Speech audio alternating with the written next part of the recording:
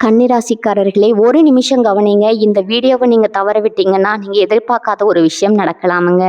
இத சும்மா ஒரு வீடியோன்னு நெனச்சு பார்க்காதீங்க. இது உங்க வாழ்க்கைக்கு வந்திருக்கும் ஒரு அறிவிப்புங்க. சமீப காலமா உங்க மனசுல ஒரு அழுத்தம், காரணம் தெரியாம ஒரு பயம், இரவு தூங்கும்போது கூட ஏதோ சரியில்லைன்னு ஒரு ஃபீலிங். இது எல்லாம் ஏன் தெரியுமா? உங்க வாழ்க்கையில ஒரு பெரிய மாற்றம் வரப்போகுதுங்க. ஆனா அதுக்கு முன்னாடி ஒரு சின்ன எச்சரிக்கைய கடவுள் தராருங்க. நீங்க இத கவனிக்காம விட்டீங்கன்னா, ஒரு வாய்ப்பு கைவிடப்படலாமுங்க. அல்லது ஒரு உறவு, ஒரு பண விஷயம் உங்க கையில இருந்தே நழுவி போகலாமுங்க. ஆனா பயப்படாதீங்க, இதுக்கு ஒரு வழி இருக்குதுங்க. இன்னும் நேரம் இருக்குதுங்க. இப்போ உங்க மனசுல இருக்கிற அந்த ஒரு பெரிய கவலையை நினைச்சுக்கிட்டு கடவுள் எனக்கு துணைன்னு கமெண்ட்ல எழுதுங்க. அந்த ஒரு நம்பிக்கை உங்க பாதையை மாற வைக்குமுங்க. இன்னும் நீங்க நம்ம சேனலை சப்ஸ்கிரைப் பண்ணலைன்னா இப்பவே பண்ணுங்க. ஏன்னா இந்த மாதிரி எச்சரிக்கைகள் எல்லாம் எல்லாருக்கும் கிடைக்காதுங்க. வாங்க உங்க வாழ்க்கையை மாற்றக்கூடிய அந்த ரகசியத்தை இப்பவே தெரிஞ்சுக்கலாமுங்க.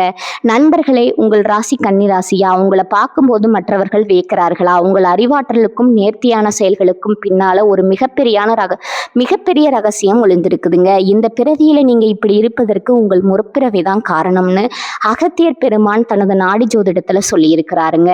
நீங்க முற்பிறவியில ஒரு சாம்ராஜ்யத்தை ஆண்ட ராஜாவா அல்லது அதிகாரமிக்க ராணியா? உங்கள் ஆன்மாவின் ரகசியத்தை இந்த வீடியோவில் விரிவா பார்ப்போமுங்க. புதன் பகவான தனது ராசிநாதனா கொண்ட கன்னிராசி அன்பர்களே, உங்கள் ராசியின் இயல்பு என்பது ஒரு மகா சமுத்திரம் போன்றதுங்க. காலபுருஷ தத்துவப்படி 6வது ராசியா வரும் கன்னி அறிவின் இருப்பிடமாகவும் ஆற்றலின் பிறப்பிடமாகவும் திகழுதுங்க. நீங்க எதையும் கச்சிதமா செய்பவர்கள்னு சொன்னா அது மிகையாகாதுங்க. ஒரு வேலையை தொடங்கினா அது முழுமையான அர்ப்பணிப்புடன் ஈடுபட்டு அதன் நுணுக்கங்களை ஆராய்ந்து மற்றவர்கள் கண்களுக்கு புலப்படாத மிக சிறிய பிழைகளையும் கண்டறிந்து அதை சரி செய்யும் ஆற்றல் உங்களுக்கு மட்டுமே இருக்குதுங்க. இது ஏதோ தற்செயலா இந்த பிறவியில உங்களுக்கு அமைந்த பண்பு அல்லங்க. முற்பிறவியில நீங்க வகித்த உயரிய பதவியின் எச்சமே இந்த துல்லியமான அணுகுமுறைங்க. கன்னிராசிக்காரர்களின் மூளை ஒரு மின்னல் வேக கணினியை போல செயல்படுமுங்க. புதன் பகவான் வித்தைக்கும் புத்திக்கும் காரகர் என்பதால உங்களுக்கு இயல்பாகவே எதையும் பகுப்பாய்வு செய்யும் திறன் அதிகமுங்க. ஒரு செயலை செய்வதற்கு முன்னால அதன் சாதக பாதகங்களை 1000 முறை சிந்திப்பீங்க. உங்க பேச்சுல ஒரு நிதானமும் தெளிவும் இருக்குமுங்க. தேவையற்ற வார்த்தைகளை தவிர்த்து சொல்ல வேண்டியதை சுருக்கமாகவும் ஆழமாகவும் சொல்லும் கலை உங்களுக்கு கைவந்த கலைங்க. மற்றவர்கள் குழப்பத்தில் ஆழ்ந்திருக்கும் வேளையில நீங்க மட்டும் அமைதியா இருந்து அந்த பிரச்சனைக்கான தீர்வை மிக எளிதா கண்டடைவீங்க. உங்க ராசியின் மிகப்பெரிய பலமே உங்க பொறுமை தாங்க. கடினமான உழைப்புக்கு நீங்க ஒருபோதும் அஞ்சுவதில்லைங்க. ஒரு சிற்பி எப்படி ஒரு கல்லை செதுக்கி அழகான சிலையா மாற்றுகிறாரோ அது போல நீங்க எடுத்துக்கொண்ட எந்த ஒரு காரியத்தையும் செதுக்கி சிறப்பா முடிப்பீங்க. கன்னிராசி என்பது நிலராசியாகுமுங்க. நிலத்தை போலவே நீங்க பொறுமைசாலியாகவும் யதார்த்தமானவராகவும் இருப்பீங்க. கற்பனை உலகில மிதப்பதை விட தரைமட்டத்துல நின்று உண்மையை ஆராய்வதே உங்கள் பாணிங்க. மற்றொரு சிறப்பம்சம் என்னவென்றால் கன்னிராசியினர் இயற்கையிலேயே தூய்மையை விரும்புவீங்க. உங்கள் சுற்றுப்புறம் மட்டுமின்றி உங்கள் எண்ணங்களும் தூய்மையாக இருக்க வேண்டும்னு விரும்புவீங்க. ஒழுக்கமான வாழ்க்கை முறை, நேர்த்தியான உடை, மற்றவர்களுக்கு மரியாதை அளிக்கும் குணம் ஆகியவை உங்கள் ஒரு முழுமையான மனிதரா காட்டுதுங்க. ஒரு அரண்மனையில அமைச்சராகவோ அல்லது கணக்கதிகாரியாகவோ முற்பிறவியில இருந்திருந்தா இப்போது உங்களுக்கு திட்டமிடுதல் பெரும் ஆர்வம் இருந்திருக்குமுங்க. காலையில எழுந்ததிலிருந்து இரவு உறங்கும் வரை ஒவ்வொரு நிமிடத்தையும் பயனுள்ளதா மாற்ற வேண்டும்ங்கிற உந்துதல் உங்களுக்குள்ள எப்போதும் ஓடிக்கொண்டே இருக்குமுங்க. உங்களிடம் இருக்கும் நுணுக்கமான கவனிப்பு திறன் வியக்கத்தக்கதுங்க. ஒரு கூட்டத்துல நீங்க அமைதியா அமர்ந்திருந்தாலும் அங்கு நடக்கும் ஒவ்வொரு அசைவையும் உங்கள் கண்கள் பதிவு செய்து கொண்டே இருக்குமுங்க. யார் உண்மை பேசுகிறார்கள், யார் நடிக்கிறார்கள் என்பதை உங்கள் உள்மனம் சற்றென்று கணித்து விடுமுங்க. இந்த உள்ளுணர்வு என்பது பல பிறவிகளா தொடருங்க. ஆண்மை ஞானத்தின் வெளிப்படணுங்க. கன்னிராசியினர் மற்றவர்களுக்கு உதவி செய்வதில் அள்ளி கொடுக்கும் குணம் கொண்டவங்க. ஆனா அதை விளம்பரப்படுத்தி கொள்ள உங்களுக்கு பிடிக்காதுங்க. மற்றவர்களின் துன்பத்தை போக்க நீங்க எடுக்கும் முயற்சிகள் அனைத்தும் மிக ரகசியமாகவும் கண்ணியமாகவும் இருக்குமுங்க. சேவை மனப்பான்மை உங்கள் ரத்தத்திலே உரிய ஒன்றுங்க.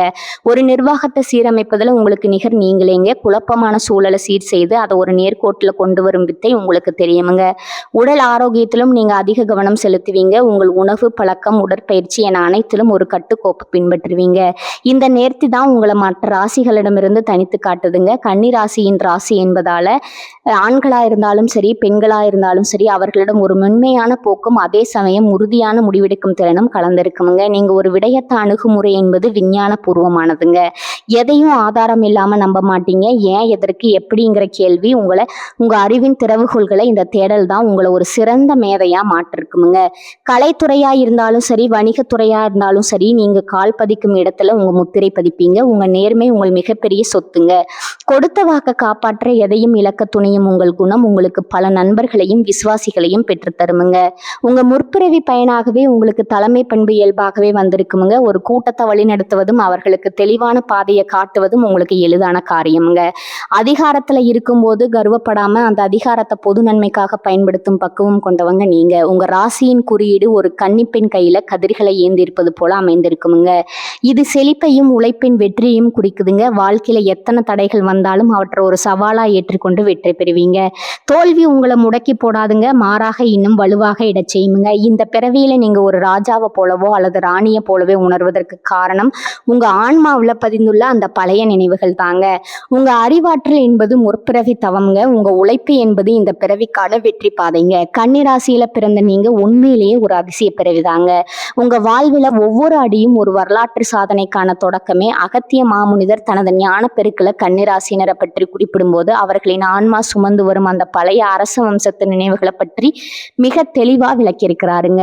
கன்னிராசியில பிறந்த பெரும்பாலானவர்கள் முற்பிறவியில ஒரு சாதாரண மனிதராக வாழ்ந்திருக்க வாய்ப்பே இல்லைங்க. நீங்க ஒரு பெரும் நிலப்பரப்பை தனது ஆளுகைக்கு கீழ் வைத்திருந்த பேராற்றல் மிக்க மன்னர்களாகவோ அல்லது ஒரு தேசத்தின் தலையெழுத்தையே மாற்றியமைத்து அறிவு கூர்மை கொண்ட அரசியாராகவோ இருந்திருக்க கூடுமுங்க. உங்க ஒவ்வொரு அசைவிலும் பேச்சிலும் இப்போதும் அந்த தழும்புகள் மறைந்து கிடக்குமுங்க. ஏன், உங்களுக்கு தெரியாமலேயே ஒரு கம்பீரம் உங்களை சுற்றி எப்போதும் நிலவுங்கிறது எப்போதாவது யோசிச்சிருக்கீங்களா? ஒரு கூட்டத்துல நீங்க நுழையும் போது உங்களை அறியாமலேயே மற்றவர்கள் உங்களுக்கு ஒரு மரியாதை தருகிறாங்க. ஏன்னா அது உங்கள் ஆன்மாவில் பதிந்துள்ள அந்த சிம்மாசனத்தின் நிழலாகுமுங்க. அன்று நீங்க உயரமான பீடத்தில் அமர்ந்து ஆயிரக்கணக்கான மக்களுக்கு தீர்ப்பு வழங்கிங்க. அந்த அதிகாரம் இப்போதும் உங்க கண்கள்ல ஒரு மின்னலா தெரியுங்க. முற்பிறவியில நீங்க ஒரு நாட்டின் சட்டத்திட்டங்களை வகுத்தவர் என்பதாலதான் இந்த பிறவியிலும் எதையும் ஒரு நெறிமுறைப்படி மிக துல்லியமா செய்ய வேண்டும்னு துடிக்கிறீங்க. நிர்வாகத்திறன் என்பது உங்களுக்கு ரத்தத்திலே ஊறிய ஒரு கரைங்க. ஒரு ராஜ்யத்தின் வரவு செலவு கணக்குகளை பார்ப்பது முதல் போர்க்களத்துல படைகளை அனுபவிக்க செய்வது வரை அனைத்தையும் நீங்க நுணுக்கமா கவனித்திருப்பீங்க. அதனாலதான் இன்று உங்க வீட்டுல ஒரு சிறு பொருள் தவறான இடத்துல இருந்தாலும் உங்க மனம் பதறதுங்க. ஒழுங்கற்ற தன்மையை உங்களால ஒருபோதும் சகித்து கொள்ள முடியாதுங்க. ஒரு அரசன் தன் கோட்டையை எவ்வளவு தூய்மையாகவும் பாதுகாப்பாகவும் வைத்திருப்பானோ அதே மனநிலை இன்றும் உங்களை தொடருதுங்க. அகத்தியர் முனிவர் கூறுகிறார், கன்னிராசியினர் பேசுவதை கவனிச்சா அதில் ஒரு அதிகார தோரணையும் அதே சமயம் ஆழ்ந்த நீதியும் கலந்திருக்குமுங்க. மற்றவர்களுக்கு ஆலோசனை வழங்குவதில் நீங்க ஏன் இவ்வளவு வல்லவராய் இருக்கிறீர்கள்? ஏனெனில் அன்று நீங்க அமைச்சர்களுக்கும் தளபதிகளுக்கும் கட்டளையிட்டவருங்க. மக்களின் குறைகளை கேட்டு அவர்களுக்கு நல்வழி காட்டிய அந்த அனுபவம் இப்போதும் உங்கள் ஆள் மனதுல ஒரு ஞானமா தங்கி இருக்குதுங்க. இந்த பிறவியில நீங்க ஒரு எளிய நிலையில இருந்தாலும் கூட உங்களை நாடி 10 பேர் வந்து அறிவுரை கேட்கிறார்கள் என்றால் அது உங்கள் முற்பிறவி பற்றையின் வெளிப்பாடாவே இருக்குமுங்க. முற்பிறவியில நீங்க ஒரு ராஜாவா இருந்த போது உங்கள் குடிமகனின் நலனுக்காக தனிப்பட்ட ஆசைகளை தியாகம் செய்திருப்பீங்க. அந்த தியாக உணர்வு தான் இப்போது உங்கள் குடும்பத்திற்காகவோ அல்லது நண்பர்களுக்காகவோ உங்களை வருத்தி கொள்ள தூண்டுதுங்க. ஒரு ராணிக்கு இருக்க வேண்டிய அந்த பொறுமையும் நிதானமும் தொலைநோக்கு பார்வையும் கன்னிராசி பெண்களிடம் என்றும் அச்சாசலா இருப்பதை பார்க்கலாமுங்க. ஆடம்பரம் உங்கள் கண்களுக்கு தெரிந்தாலும் உங்கள் உள்ளம் எப்போதும் எளிமையையும் அதே சமயம் ஒரு உயர்வான தரத்தையும் மட்டுமே தேடுமுங்க. மலிவான எதையும் உங்கள் மனம் ஏற்காது. ஏனெனில் உங்கள் ஆன்மா ராஜவம்சத்து தரத்தை பழகிவிட்டதுங்க. அரசு சபையில நுழையும் போது ஒரு அரசன் எப்படி தனது ஆடையையும் நடையையும் சீராக வைத்திருப்பானோ அதே போன்றுதான் நீங்களும் பொது இடங்களுக்கு செல்லும் போது மிக நேர்த்தியா இருக்க விரும்புவீங்க. உங்க பேச்சுல ஒரு சத்தியம் இருக்குமுங்க. அன்று நீங்க இட்ட கட்டளைகளே அந்த நாட்டின் சட்டங்களா இருந்துச்சுங்க. அதனாலதான் இன்று யாராவது பொய் சொன்னாலோ அல்லது அநீதி இழைத்தாலோ உங்க ரத்தம் கொதிக்குதுங்க. அநீதியை கண்டு பொங்குவது என்பது ஒரு போர் வீரனுக்கோ அல்லது ஒரு மன்னனுக்கோ உரிய இயல்பாகுமுங்க. கன்னிராசியின் கைகள்ல இருக்கும் அந்த நெற்கதிர்கள் நீங்கள் முற்பிறவியில உங்க மக்களுக்கு வழங்கிய செழிப்பை குறிக்குதுங்க. பசிப்பினி போக்கிய ஒரு வள்ளலாக நீங்க இருந்திருக்கலாமுங்க. அகத்தியர் தனது நாடிச்சுவடிகள்ல கன்னிராசினர் முற்பிறவியில செய்த தர்ம காரியங்களே இந்த பிறவியில அவர்களை காக்கும் கவசமா இருப்பதாக குறிப்பிடுகிறாருங்க.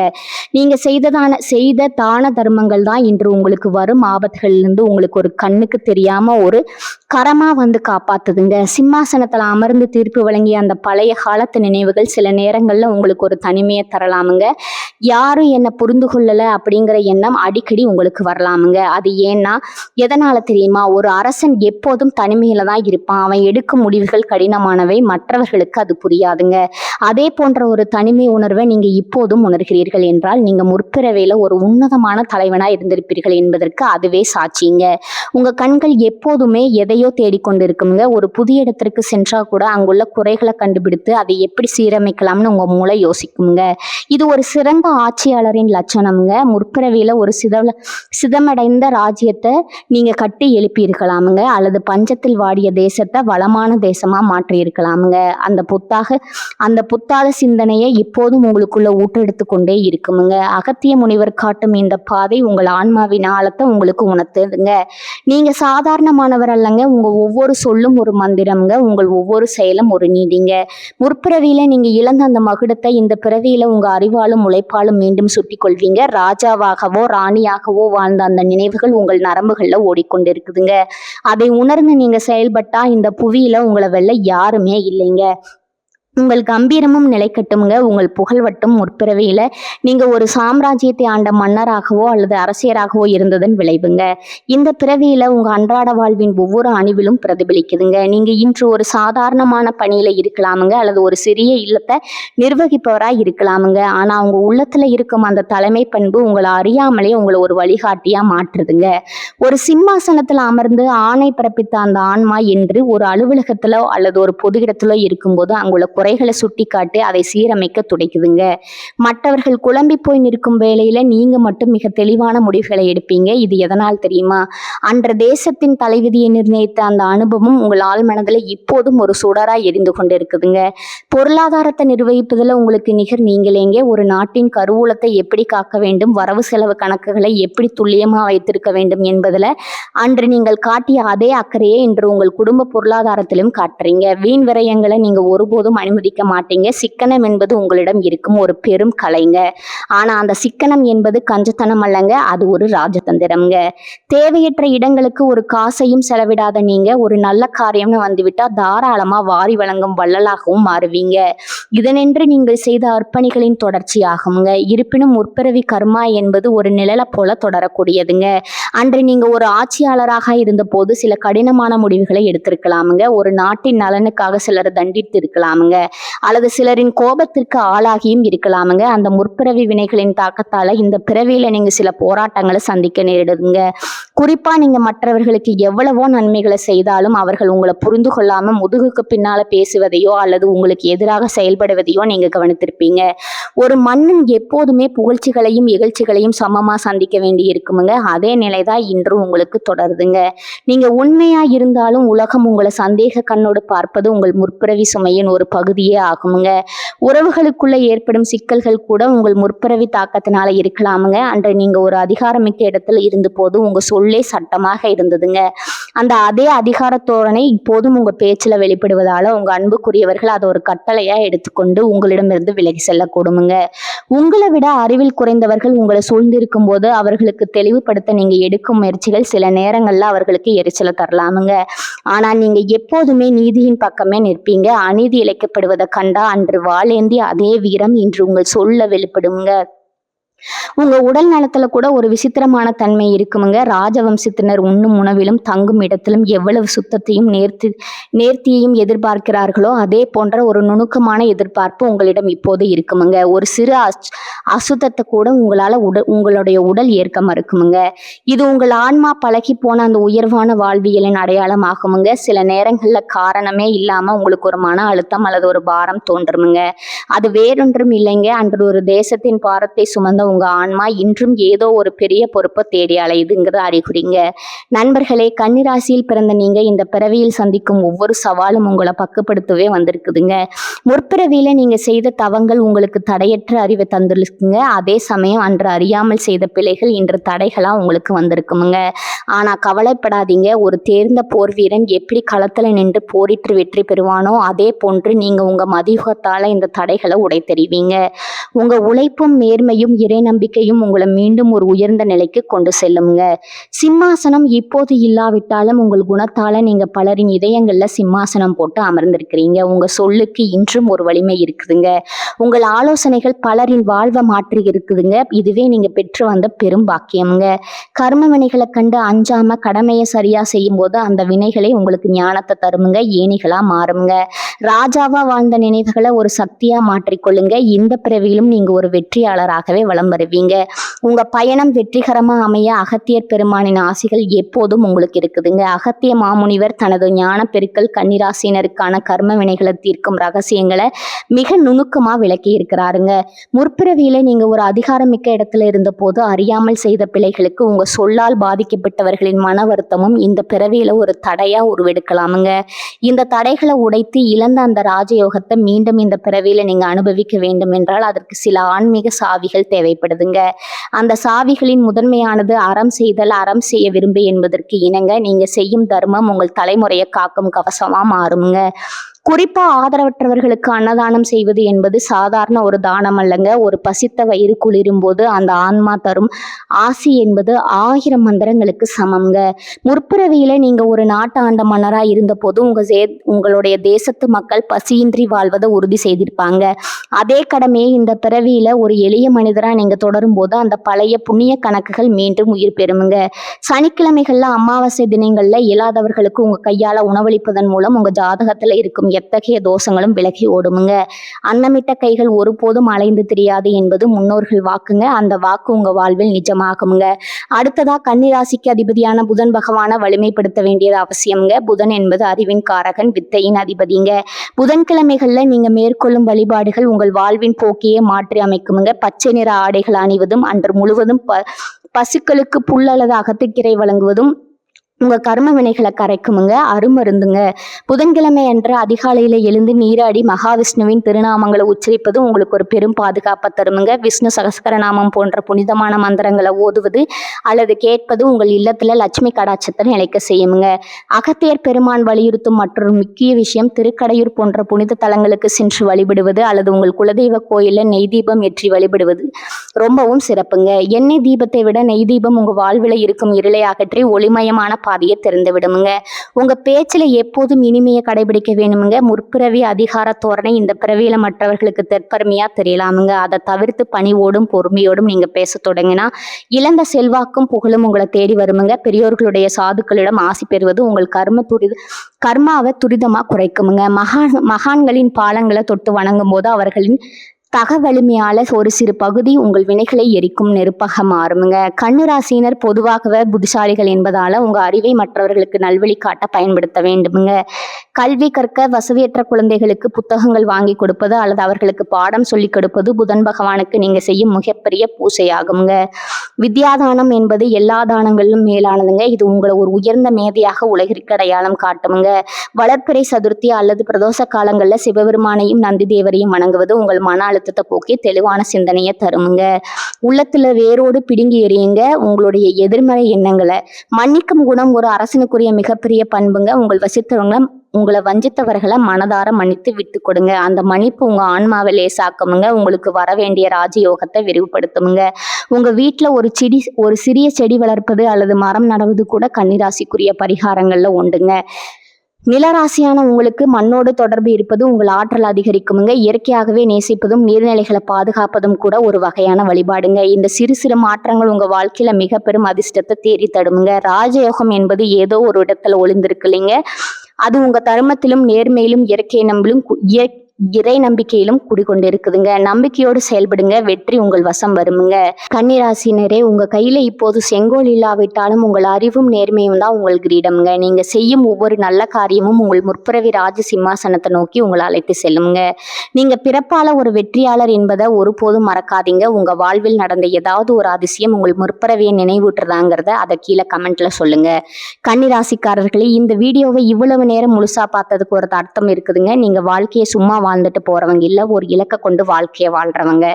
சில நேரம் வாழ்க்கை உங்களை சோதிச்சிருக்கலாமுங்க, சில விஷயங்கள் நம்ம கையில இருந்தும் நழுவி போயிருக்கலாமுங்க. அதனால நீங்க மனசு உடைஞ்சு போன நேரங்களும் இருக்குமுங்க. ஆனா ஒரு விஷயம் மறந்துடாதீங்க, அந்த ஒவ்வொரு அனுபவமும் உங்களை உருவாக்கி இருக்குதுங்க. இன்னைக்கு நீங்க எவ்வளவு ஸ்ட்ராங்கா இருக்கீங்கன்னா அது அந்த கஷ்டங்களால தாங்க. இப்ப நீங்க நிக்கிற இந்த நிலை ஒரு முடிவு இல்லைங்க, அது ஒரு பவர்ஃபுல்லான ஸ்டார்டிங் பாயிண்ட்டுங்க.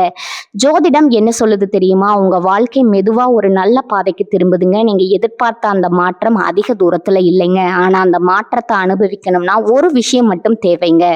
அதுதான் உங்க நம்பிக்கைங்க. நீங்க உங்களை நம்பணும், உங்க முடிவுகளை நம்பணும், உங்க பாதையை நம்பணுங்க. ஏன்னா நீங்க நம்புற அளவுக்கு தான் வாழ்க்கை உங்களுக்கு திரும்ப கொடுக்குமுங்க. இப்ப இருந்து என்ன ஆகுமோன்னு பயப்படுறதை விட்டுட்டு என்னால முடியுமான்னு நம்ப ஆரம்பிங்க. என்னால முடியும்னு நம்ப ஆரம்பிங்க. அந்த ஒரு மாற்றம் உங்க வாழ்க்கையை முழுக்க மாற்றுமுங்க. நீங்க தோல்வியை பார்த்தவங்க இல்ல, நீங்க கத்துக்கிட்டவங்க. நீங்க தள்ளப்பட்டவங்க இல்ல, நீங்க மேல ஏறுற வழியில இருக்கிறவங்க. இப்ப ஒரு நிமிஷம் கண்களை மூடுங்க. உங்க வாழ்க்கை எப்படி இருக்கணும்னு நீங்க நினைக்கிறீங்களோ அந்த காட்சியை மனசுல நினைச்சு பாருங்க. அது சாத்தியம் இல்லைன்னு யாரும் சொல்ல முடியாதுங்க. ஏன்னா அந்த சக்தி உங்களுக்குள்ள இருக்குதுங்க. ஜோதிடம் உங்களுக்கு வழிகாட்டுதுங்க. ஆனா அந்த வழியில நடக்கிற சக்தி, தைரியம், முடிவு அது முழுக்க முழுக்க உங்க கையில தான் இருக்குதுங்க. இப்ப இருந்து ஒரு முடிவு எடுத்துடுங்க. என்ன நடந்தாலும் நான் முன்னேறி போவேன்னு, என்ன தடைகள் வந்தாலும் நான் நிக்க மாட்டேன்னு, என் வாழ்க்கையை நான் மாற்றுவேன். இந்த முடிவை எடுத்த அந்த நிமிஷத்துல இருந்து உங்க வாழ்க்கை மாற ஆரம்பிச்சிருக்குங்க. நம்பிக்கையோட இருங்க, பாசிட்டிவா நினைச்சுக்கோங்க. நீங்க டிசர்வ் பண்ற அந்த சந்தோஷம், வெற்றி, அமைதி அது உங்களை கண்டிப்பா தேடி வருங்க. கன்னிராசிக்காரர்களே, நீங்க சாதிக்க பிறந்தவர்கள், நீங்க ஜெயிக்க பிறந்தவர்கள். நல்லதே நடக்குமுங்க, நிச்சயமா நடக்குமுங்க. வாழ்க வளமுடன். நன்றி, வணக்கம்.